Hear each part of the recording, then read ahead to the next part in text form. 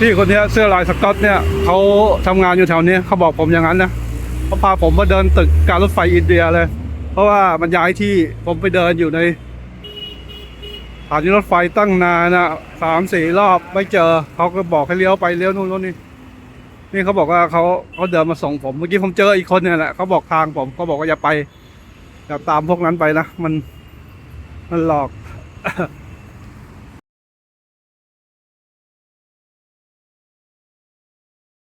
ผมลองถามเรื่องอาหารเช้าผมลงไปจะออกไปข้างนอกก็แหละก็ดีเขามีอาหารนอนเวจเยอะเลยที่นี่เดี๋ยวจะลองทานครับไม่มีที่นะแต่อันนี้คือฟรีนะเขาบอกฟรีอาหารเช้าผมก็เลยจิ้มไปมันเป็นเมกันเบรกฟาสต์แต่ผมนึกว่าจะเป็นก็เป็นแซนด์วิชมีไข่มีน้ำอะไรไม่รู้แล้วก็ดู YouTube ช่องตัวเอง เพิ่งได้ดูเนี่ยมีภาษาอังกฤษด้วยครับตอนนี้รู้สึกว่า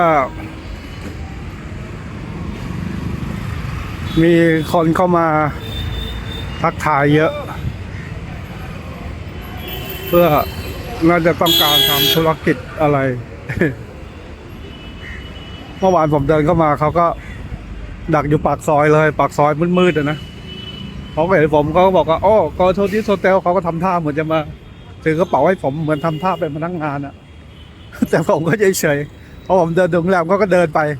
เขาก็เดินแยกไปเลย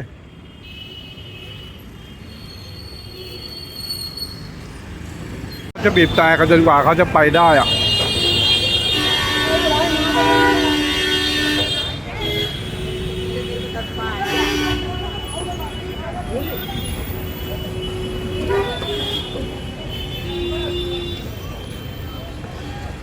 แกงถั่ว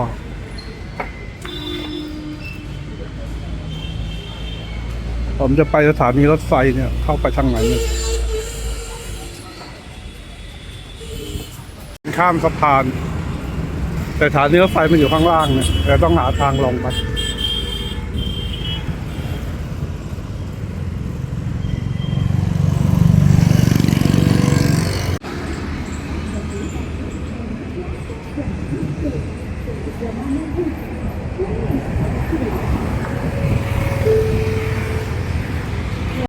แล้วนี่คือย่านติดรถไฟก็จะเป็นแบบนี้นะส่วนมากแต่บ้านเราก็คล้ายๆแต่บ้านเราสะอาดกว่านะ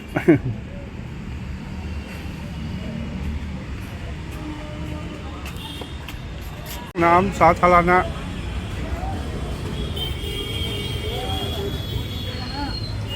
बीस का तीन ही 20 का तीन उसको तो लगा कि अपने आदमी को देखा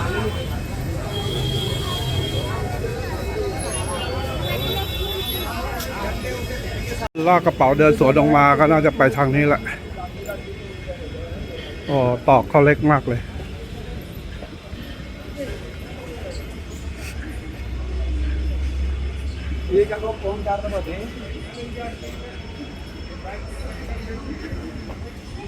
จะขึ้นไปชั้น2ยังไง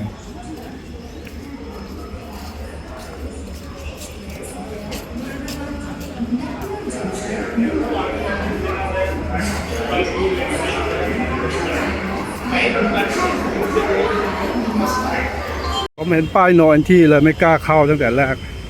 เขาก็สร้างอะไรกันมโหฬารเลยเนี่ยน่าจะเป็นตรงนู้นแล้วเนาะมันถามเจ้าหน้าที่เขาก็บอกทางมั่วๆมา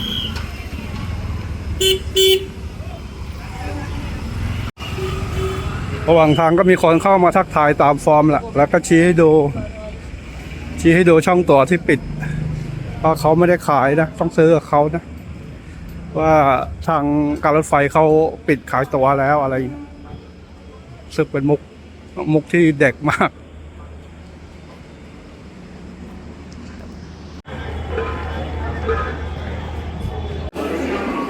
ภาพรถไฟอินเดียนะแต่นี่มันต้องเข้าชานชาลาว่ะผมจะขึ้นแบงบนยังไงไม่ค่อยชอบบรรยากาศที่เดลีเลยอ่ะมันดูวุ่นวายแล้วก็ดูไม่ค่อยปลอดภัยยังที่จริงนะทุกอย่างที่มันเข้ามาทักทายเราอะไรแต่ละอย่าง แล้วผมคงไม่ได้ออกไปเดินไหนเอาวันนี้เดี๋ยวผมจะหาตัวรถไปอักราในวันพรุ่งนี้ถ้าไม่ได้จริงๆผมจะไป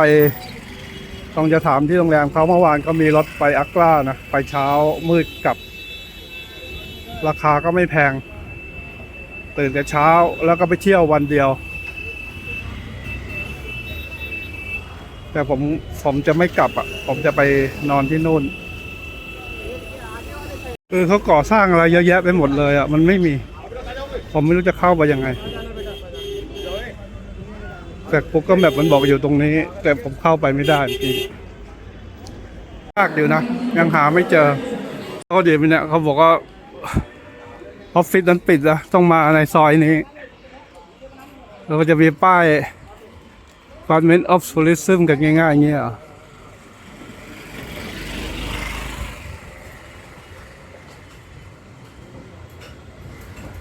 เหมือนเป็นมุกเดิมๆนะว่าออฟฟิศนั้นปิดแต่ผมดูก่อนแล้วกัน มันจะมีคนหนึ่งที่เข้ามาบอกทางนะแต่คันนี้ก็พอฟังได้โอ้ยมันเชื่ออะไรยากมากเลยนะคุณมาเดลีคนเดียวนี่นะวันแรกเนี่ยสุดๆโดนหลอกแน่นอนแต่ผมเนี่ยแหละมันก็ใช้มุกเดิมแหละว่าไอ้ตึกนั้นปิดแล้วมาอยู่ตึกนี้ซึ่งจริงๆมันไม่ใช่หรอกผมดูแล้วมันไม่ใช่ของทางการมันเป็นของเอเย่นของอะไรเงี้ยแต่เขาก็อุตส่าห์มาบอกผมอย่างดีเลยนะเขาบอกเที่ยวรถไฟบอกอะไรแต่ผมหาตึกไม่เจอแค่นั้นแหละประเด็นไม่รู้ตึกมันอยู่ตรงไหนพี่คนนี้เสื้อลายสก๊อตเนี่ยเขาทำงานอยู่แถวนี้เขาบอกผมอย่างนั้นนะเขาพาผมมาเดินตึกการรถไฟอินเดียเลยเพราะว่ามันย้ายที่ผมไปเดินอยู่ในสถานีรถไฟตั้งนานนะ3-4 รอบไม่เจอเขาก็บอกให้เลี้ยวไปเลี้ยวนู่นนี่เขาบอกว่าเขาเดินมาส่งผมเมื่อกี้ผมเจออีกคนเนี่ยแหละเขาบอกทางผมเขาบอกว่าอย่าไปอย่าตามพวกนั้นไปนะมันหลอก สรุปก็คือเขาก็คือเอเย่นขายทัวร์นั่นแหละผมว่านะเขามีตา IRCT อะไรเยอะแยะหมดเลยแต่ผมดูแล้ว IRCT เขาจะต้องมาขายทัวร์แบบนี้ได้เหรอเขาอธิบายผมเยอะมากเลยเขาพยายามตะล่อมให้ผมไปนู่นไปนี่ผมก็รู้สึกแปลกๆเขาก็เลยตัดบทแล้วเดินออกมาเลยผมขี้เกียจเสียเวลาผมว่าผมน่าจะกลับไปตายที่โรงแรมกลับไปไม่ใช่ตาย กลับไปใช้บริการของพี่บ่าวที่โรงแรมดีกว่าวะยอมนั่งรถบัสของพี่บ่าวไว้ดีกว่าคือยังไงมันก็ยังเห็นตัวเห็นอะไรกันแต่ว่าอันเนี้ยถ้าผมจ่ายตังค์ไปผมก็ไม่รู้ว่าผมไปขึ้นแล้วผมมันจะเป็นตั๋วจริงหรือเปล่าผมระแวงไปหมดอ่ะ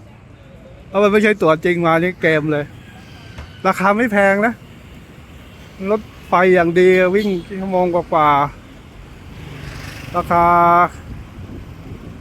ตก200-300 บาทไทยเนี่ยไม่แพงหรอกแต่ว่าผมว่าในนี้มันมีเอเย่นเยอะไปหมดอ่ะเขาเล่นกันเป็นเขาน่าจะเล่นกันเป็นทีมอ่ะผมเจอคือประเด็นคือตอนที่มันมีผู้ชายคนหนึ่งอ่ะเขาพาผมเดินเข้าไปในซอยแหละแต่ผมดูแล้วมันไม่ใช่ผมก็จะกลับแล้วก็มีผู้ชายแต่งตัวดีคนก็เดินตามมาเขาบอกว่าอย่าไปเชื่อคนนั้นนะเขาบอกให้ไปที่ตึก IRCT แล้วเขาก็จดรายละเอียดให้ผมยิบย่อยเลยแล้วผมก็เดินมาเรื่อยๆมันก็มีคนเดินตามมาอีกแต่ไม่รู้เขามาน่าจะพวกเดียวกันแหละเขาทำกันเป็นทีมเขาก็เดินมาทักผมเขาบอกว่าอย่าเข้าไปอันนั้นนะคือเป็นของคนอินเดียไม่ใช่ของนักท่องเที่ยวแล้วเขาก็พาผมมาเขาก็พาเดินผมถามว่าจะไปไหนก็คุยกันมาตลอดทางคุยกันเรื่องมาเที่ยวอินเดียเรื่องอะไรเงี้ยแล้วเขาก็น้องก็ถามเขาว่าเขาจะไปไหนเขาก็บอกว่าเขาจะไปออฟฟิศเขาอยู่แถวเนี้ยเขาก็พาผมไปส่งมันเขียนว่า IRCT ก็จริงอ่ะมีตามีนู่นนี่แต่ผมเห็นแล้ว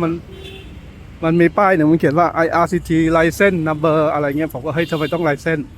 แสดงว่าคุณรับช่วงต่อมาดีกว่าแล้วพอเข้าไปเขาก็พูดแบบว่าจะไปไหนอยู่กี่วันอยู่เมืองนี้กี่วันอุ้ยไปเมืองนั้นดีกว่านะอะไรเงี้ยผมรู้สึกสงสัยแล้ว IRCT เขาจะมาขายทัวร์ผมเหรอ ผมก็เลยนั่งฟังไปสัก5 นาทีผมก็บอกว่าผมปวดหัวผมขอตัวไปก่อนแล้วผมก็ลุกขึ้นมาเขาก็บอกคุณมาทำไมเนี่ยผมบอกว่าผมแค่มาดูว่ามันมีตั๋วรถไฟที่น่าสนใจไหมสุดๆอะเดลีนี่สุดๆจริงนะผมว่าดีมันเป็นกลางวันไงเราก็เลยลองไปหมดทั้งคืนผมไม่เดินตามใครไปง่ายๆโดนพี่บ่าวคนเมื่อกี้ต้มแน่นอนเพราะว่าอันนี้คือทางที่ผมจะเลี้ยวเข้ามาเมื่อกี้เนี่ยแล้วเขาห้ามเขาบอกให้ไปอีกตึกหนึ่งน่าจะใช่มากกว่า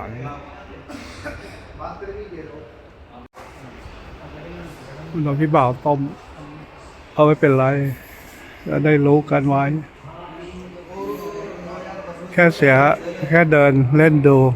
อัพประสบการณ์แต่ยังไม่เสียตังค์อันนี้เขามาจะพักเที่ยงกันอยู่สรุปคือโดนพี่บ่าวเมื่อกี้ต้มก็เขาคงเห็นความเป็นคนไทยอะนะเขาก็เล่นเราเล่นกันเป็นทีมอะเล่นกันเป็นทีมมีคนนี้ไม้แรกคนนี้ไม้สองสุดยอดจริงแต่ว่าก็มันก็ผิดปกติอะเวลาเข้าไปคุยคือคนเราเวลาเราระแวงเราจะรู้ว่าเขาต้องการอะไรจากเรา อันนี้ก็คือต้องสังเกตดีๆแต่ว่าอย่าปล่อยมากถ้าไปที่มันกลับตัวไม่ได้อะหลวมตัวเข้าไปแล้วเนี่ยเสร็จเลยตอนนี้ผมได้ตั๋วรถไฟของจริงนะครับจากการรถไฟอินเดียซึ่งจะออกเดินทางในวันพรุ่งนี้ไปเมืองอักราแล้วก็จะไปนอนที่นั่น3 คืนนะแล้วก็จะย้อนกลับมาเดลีมาเก็บเดลีอีกสัก2-3 วันก็ขั้นตอนการซื้อก็ไม่ยุ่งยากนะพี่เขาก็ค่อนข้างใจดีเป็นคนมีอายุแล้วก็พูดภาษาอังกฤษได้ดีแล้วก็เขาก็บอกว่าอยู่ไปวันพรุ่งนี้ก็คือวันศุกร์ผมก็เพิ่งรู้ เป็นวันศุกร์อยู่นี่ไม่รู้เขาบอกพรุ่งนี้วันศุกร์ตาร์ทปิดนะผมก็งงอยู่เนี่ยตาร์ทคือออกตาร์ทก็คือทัชมาฮาลนะก็ครับผมก็บอกไม่เป็นไรผมอยู่ตั้ง3 วันผมไม่ได้กะจะไปเที่ยวพรุ่งนี้อยู่แล้วพรุ่งนี้ผมเดินทางแล้วก็จะไปนอนค้างที่โน่น3 คืนไม่รู้จะไปทำอะไรเหมือนกันแต่ผมเบื่อเดลีมากเลยก็คิดว่าไปนอนที่อักราสัก3 คืนเปลี่ยนบรรยากาศแล้วค่อยกลับมาวุ่นวายที่เดลีต่อมาวันแรกก็เบื่อแล้วอะเดลีเดี๋ยวหลังจากนี้ผมจะถ้ากลับมาเดลีผมจะนั่งรถไฟฟ้าอย่างเดียวเลยผมจะไม่มาเดินตามถนนแล้วปวดหัวมากเจออะไรบ้างก็ไม่รู้นี่เป็นตั๋วชั้น3 AC นะไปกลับก็1,560 รูปีก็ตกประมาณ500 บาทไทยเป็นตั๋วชั้น3 AC ตู้นอนล่างตู้นอนที่นี่เขาจะเป็น3 ชั้น AC ก็คือปรับอากาศครับพรุ่งนี้มาลองดูผมไม่อยากตื่นเช้าพรุ่งนี้ออก11 โมงกว่ารถไฟออกนะ11 โมงกว่าเพราะถามพี่บ่าวแล้วเขาออก6 โมงครึ่งแต่ว่าพรุ่งนี้ทัชมาฮาลปิดไม่น่าจะมีรถไปดีแล้วที่ผมมาเนี่ย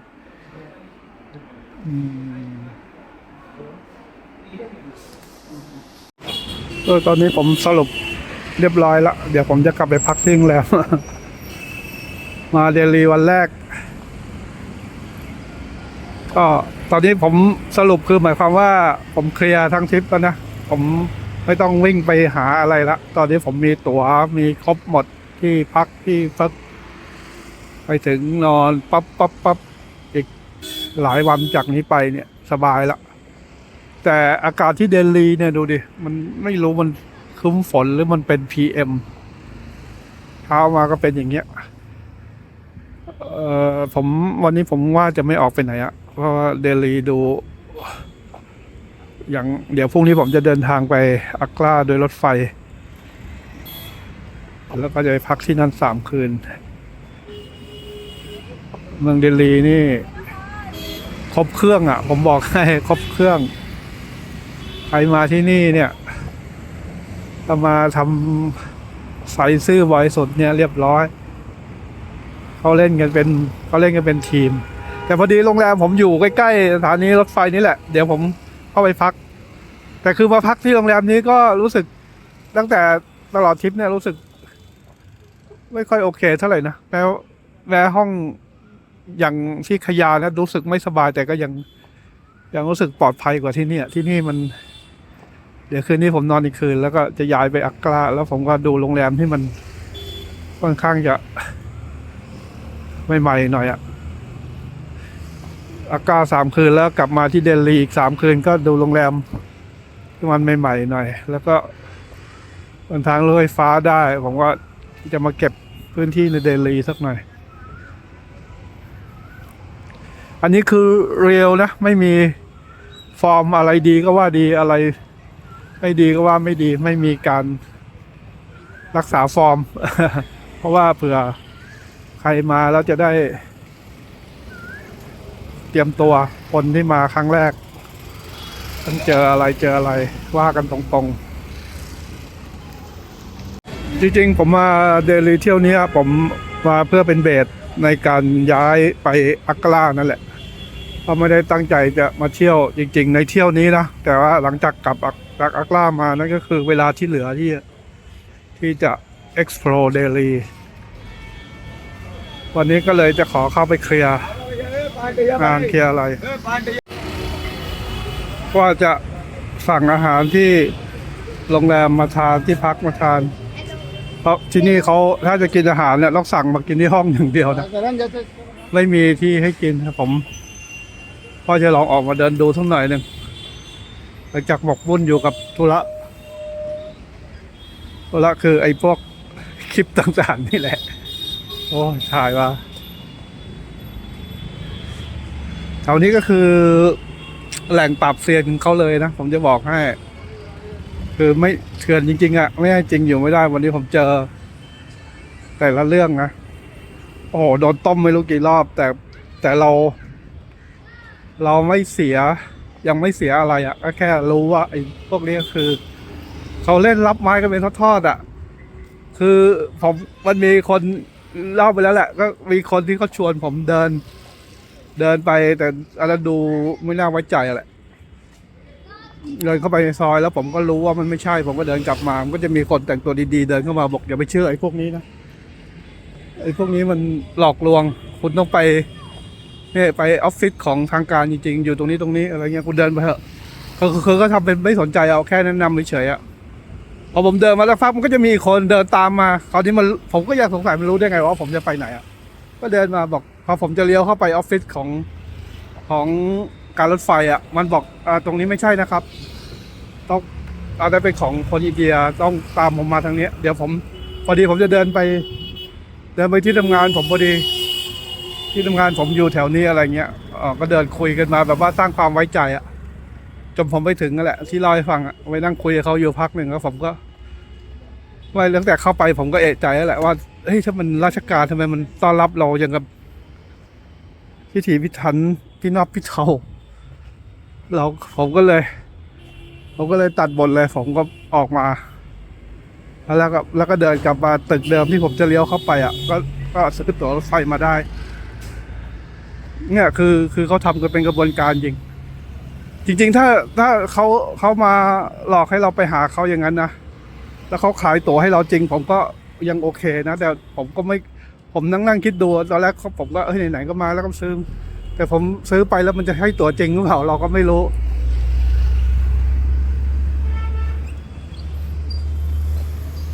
เนี่ยดูดิโรงแรมเรียงรายกันโรงแรมทั้งนั้นนะ2 ฝั่งแต่ผมจะมาหาอะไรทานแล้วอีกอย่างคือผม Careful inside. Hello, brother. ผมก็จองโรงแรมไว้เป็นที่ใหม่อ่ะแถวนี้แหละผมจะเดินมาดูเพราะตอนขับมาผมเห็นแล้วผมเข้าไปดูรีวิวผมชอบอะไรที่มันกระทัดรัดแล้วก็โมเดิร์นหน่อยนะถ้ามาพักต่างถิ่นนะถ้ามันคลาสสิกเกินไปก็มันจะเก่าไงมันจะดูน่ากลัว ที่มันกระทัดรัดโมเดิร์นหน่อยซึ่งราคาก็ไม่แพงถูกกว่าโรงแรมที่ผมนอนคืนนี้อีกแต่อันนี้มันดูโอ้โหอยากให้เซตถ้ามีคนมาก็ผมมีเหรอจะไม่เข้าร้านนี้บาร์แอนด์ไลฟ์มิวสิกอย่างเงี้ยไอ้ร้านมิวสิกมันจะมิวสิกแบบไหนถ้าเป็นเพลงบอลลีวูดอะไรอย่างงี้ก็ไม่ไหวเหมือนกันถ้าเป็นเพลงเฮฟวี่เมทัลอะไรเงี้ยโอเคหรือพี่แจ้พี่เบิร์ด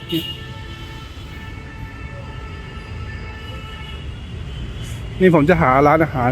ทานนะเพราะแถวเนี้ยอันนี้มันหานอนเวจได้ง่าย มันไม่เหมือนที่อมฤตสามีแมคโดนัลด์อีกแล้วเจ็บเจ๊งว่ะปิด แมคโดนัลด์เจ๊ง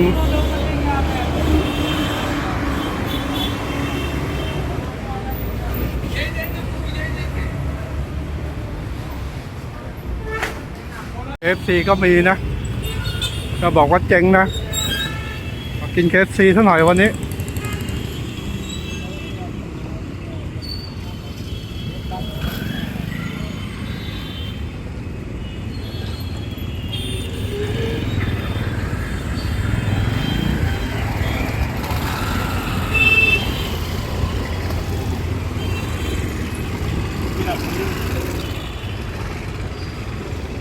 วันนี้มากิน KFC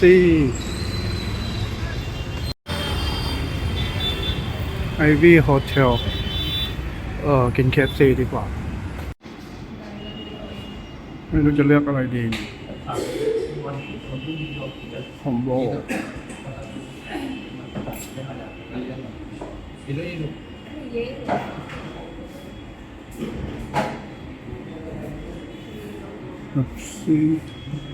358อันนี้แล้วกันเนาะ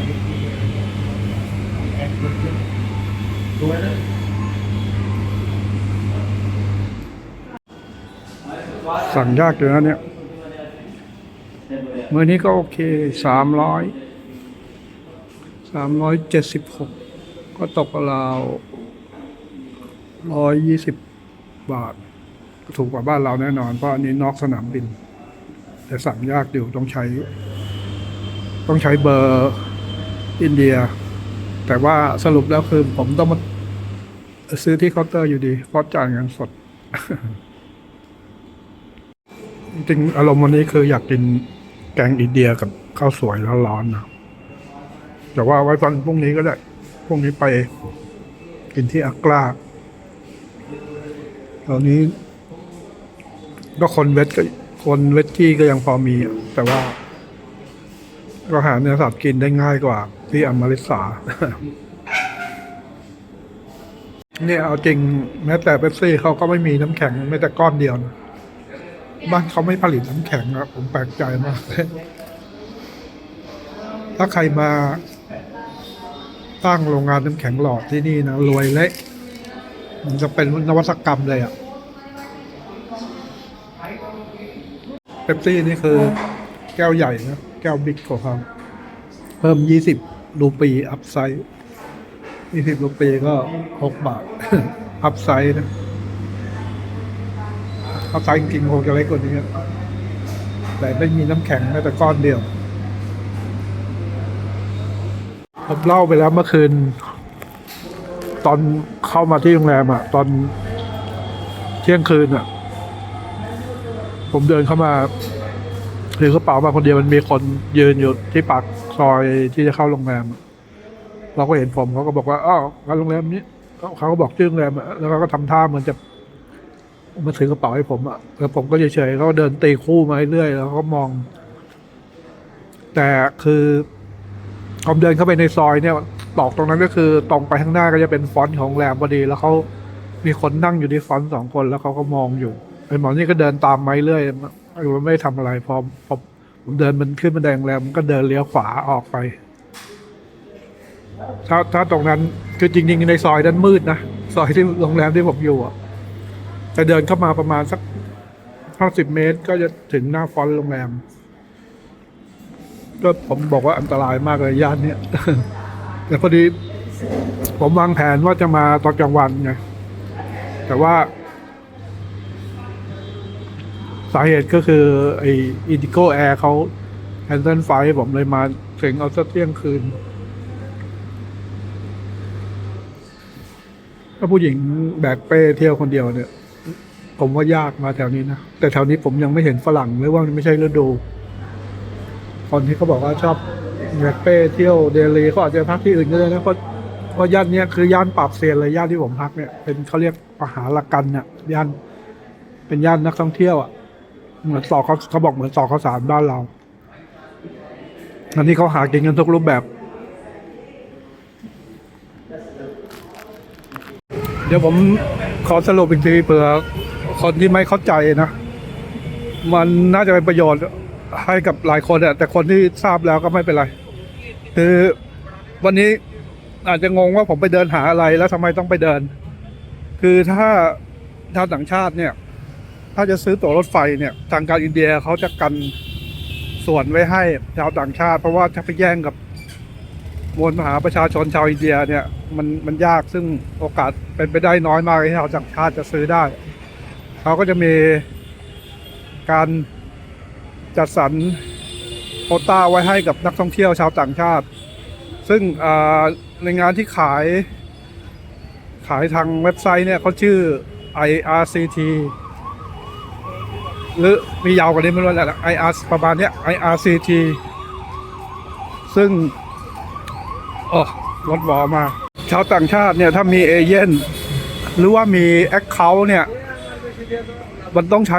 ยังไงไม่รู้ผมก็ไม่รู้นะมันต้องมีซิมอินเดียมีแบงก์อินเดียหรือเปล่าไม่รู้นั่นแหละแต่ผมก็ไม่ได้สมัครหรอก IRCT หรือถ้าจะไปซื้อตามสถานีต่างๆก็น่าจะได้อยู่แต่ว่าที่สถานีเดลีเนี่ยเขาพิเศษตรงที่มีศูนย์เพื่อช่วยเหลือนักท่องเที่ยวโดยเฉพาะเขาเรียกว่า International Tourist Bureau ซึ่งนักท่องเที่ยวทำมาเนี่ยเขาก็จะไปหาไอ้เคาน์เตอร์นี่แหละซึ่งมันย้ายไปย้ายมาวันนี้ไปลองดูในวิดีโอก็เห็นว่ามันซ่อมกันอุตลุดไปหมดเลยจริงๆมันอยู่ในสถานีนั่นแหละแต่ผมหาไม่ได้มันย้ายมาข้างนอกอันนี้พอเราเข้าไปเนี่ยทางมิจฉาชีพทั้งหลายเนี่ยเข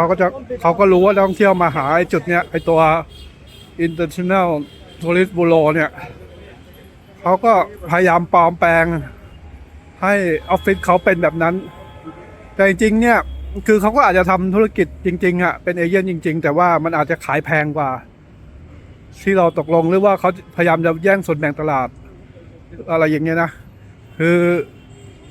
เขาก็พยายามปลอมแปลงให้เหมือนอะให้นักท่องเที่ยวมาซื้อกับเขาอะให้นักท่องเที่ยวเข้าใจว่านั่นเป็นของหน่วยงานของรัฐแต่พอผมเข้าไปดูแล้วผมก็ดูแล้วมันไม่ใช่อ่ะผมก็เลยเดินออกมาแหละเรื่องก็มันก็ประมาณเนี้ยคือผมคุยราคาเขายับราคามาสัก2 สายตอนนั้นนะ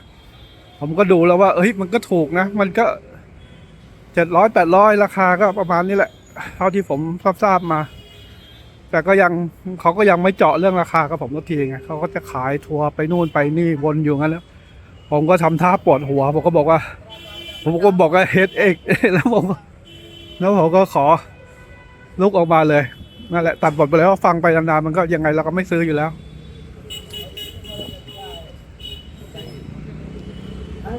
ตอนที่คุยเนี่ยเขาจะให้ผมไปเมืองนั้นเมืองนี้แล้วก็เมืองเขาก็ถามว่าอยู่มากี่วันแล้วเราจะเหลือเวลาเราจะอยู่กี่วันอะไรเงี้ยผมก็บอกเขาไปตรงๆนั่นแหละก็เล่าไปตรงๆคราวนี้เขาก็บอกผมก็อยากได้ข้อมูลนั่นแหละเขาก็บอกว่าจะไปเมืองนี้แล้วแต่คนจะอยู่เมืองนี้ดีไหมอะไรเงี้ยเขาก็บอกว่าเอ้ยเมืองนี้ไม่ควรหรอกไปเมืองนี้อยู่ได้แค่2 วันก็พออะไรเงี้ยเดลีเนี่ยไม่น่าอยู่หรอกคุณต้องไปเที่ยวแล้วเขาก็จะเสนอที่พักค่าอะไรให้ซึ่งอันนั้นห่างไกลจากความต้องการผมเลยเพราะส่วนใหญ่ผมจองที่พักผมจองจากพวก trip.com พวกอะไรเงี้ยซึ่งเราเห็นรีวิวเห็นรูปเห็นอะไรอยู่ดีมาให้ผมจ่ายตังค์ไปจองที่พักที่ผมไม่เคยไปไม่รู้เรื่องอะไรเงี้ยมันไม่มีหลักประกันเลยแล้วเขาก็เซตอัพเหมือนอ่ะเขามี IRCTC แต่ผมเห็นคำว่า IRCT license อะไรเขาทำเหมือนออฟฟิศเหมือนของราชการเลยมีป้ายมีอะไรทำทุกอย่างเหมือนหมดแต่ผมสงสัยว่าไอ้ราชการทำไมมันมาขายทัวร์นั่งคุยกันตั้งนานเขาก็ขายทัวร์จะให้ผมไปนู่นไปเนี่ยผมก็เลยตอนนั้นผมก็เลยรู้ตั้งแต่แรกแล้วล่ะแต่ก็นั่งฟังไปเรื่อยแต่จะหาวิธีออกมายังไงแค่นั้นแหละก็โชคดีนะถ้าเป็นก็ยังไม่ถ้าเป็นตอนที่มันถ้าเป็นแบบระบบที่เข้าไปแล้วออกไม่ได้อ่ะพูดง่ายๆอ่ะอันนี้พอดีผมเดินลุกออกมาเลยพอผมลุกออกมาปั๊บคนข้างล่างเขาก็เดินตามมาใหญ่เลยก็ตามมาเอ้ยยูแบบตลอดให้ผมกลับเข้าไปใหม่แต่ผมไม่กลับแล้วผมก็เดินดุยออกมาเลย ไปเข้าโรงแรมผมประมาณนี้แหละ อันนั้นเป็นไฟสีแดงเขียวนั่นคือล็อบบี้โรงแรมนะ แต่เมื่อคืนแถวเนี้ยมันมืดหมดแหละร้านเลิศนี่เขาปิดหมด ตรงเนี้ยมันมืดหมด แล้วก็รอพอก็ไม่มีอันนี้มีรอพอมานั่งแต่เมื่อไหร่